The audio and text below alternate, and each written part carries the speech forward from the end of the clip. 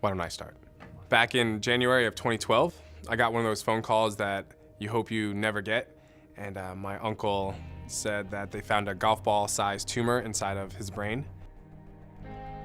They decided they have to go in and try and remove it.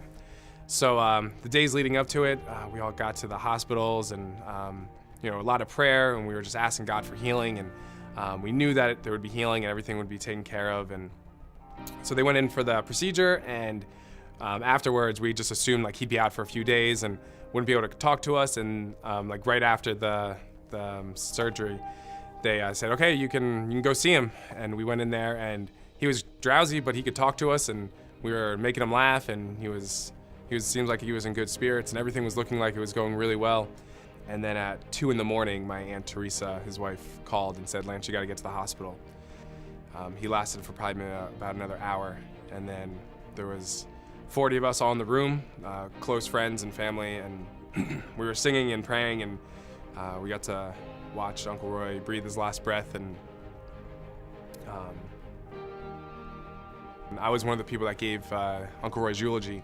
So when I was up there, Uncle Roy's meant so much to me, and I was thinking, well, somehow I'm gonna keep his legacy going, his memory going.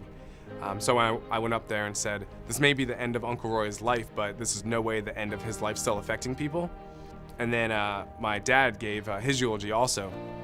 And he was talking about what an athlete Uncle Roy was and what a great guy he was. And he said in 1983, Uncle Roy and my dad ran the New York City Marathon.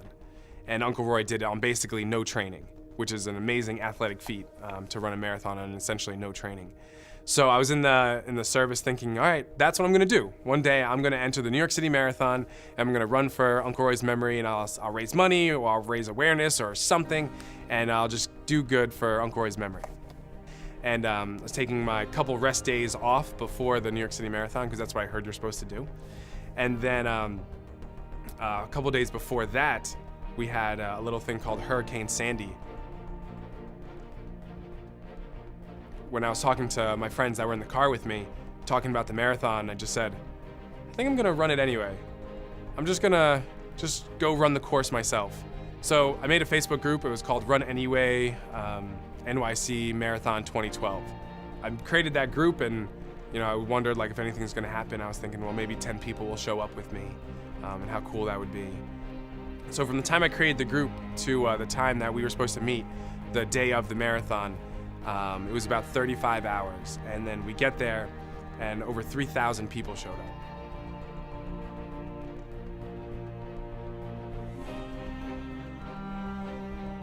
So that was amazing, and we sent all these runners off, and then all of a sudden I was like, oh yeah, I need to actually run a marathon myself.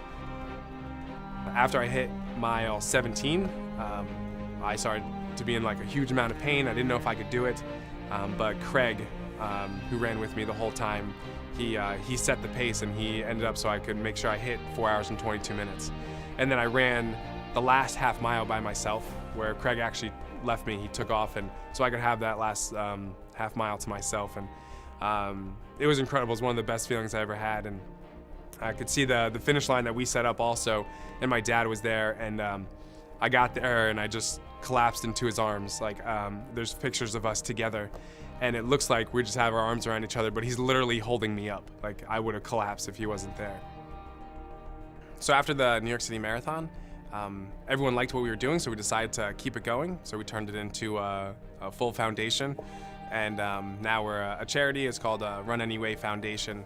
In the last 2 years, we've raised over, I think, $55,000, and we've just given it away to charity, and it's been a pretty amazing time, and loving every minute of it. And it's just a cool way to keep Uncle Roy's memory alive. And we have a silhouette of a runner on everything that we do. So it says Run Anyway, and there's a silhouette of a runner, and that runner is actually Uncle Roy's silhouette. So it's cool because he's with us now wherever we go, or anyone that runs for us.